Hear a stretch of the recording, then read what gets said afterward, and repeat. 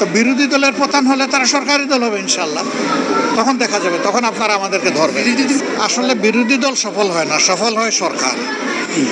সরকারকে, দেশকে ভালো কাজে সহযোগিতা করার দায়িত্ব হইল বিরোধী দলের। সরকার যদি বাধা উদ্যোগ নেয় অবশ্যই আমরা সহযোগিতা করি। সরকারের সকল উদ্যোগ খারাপ এটা আমরা বলবো না, কিন্তু জনজীবনের যে সাফারিংগুলো এটা আসলেই অতিষ্ঠ। আমি আজকে জুম্মায় আসার আগেই ভারপ্রাপ্ত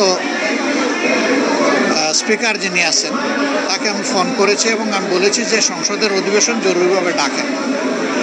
এখন দেশে যে সংকটগুলো চলতেছে, জ্বালানি, গ্যাস, তারপরে বিদ্যুৎ, পানি, আইন শৃঙ্খলার অবনতি, দ্রব্যমূল্যের ঊর্ধ্বগতি এবং চুরি ছিনতাই যেগুলো চতুর্দিকে শুরু হয়েছে, চাঁদাবাজি, ঘাটে ঘাটে বিভিন্ন মাত্রার দুর্নীতি, সরকারের লোকেরাই স্বীকার করতেছেন যে দুর্নীতি বেড়েছে, কমে নাই। এখন 6 মাসে কমবে তো কিছু, বাড়ে কেন? এর আগে ওনারা বলতেন, আমরা বলি নাই, ওনারা বলতেন যে নির্বাচন হয়ে গেলে সব কিছু ঠিক হয়ে যাবে। তো নির্বাচন তো হয়ে গেল, 6 মাসও চলে গেল, এখন ঠিক না হয়ে বেঠিকটা বাড়তেছে কেন?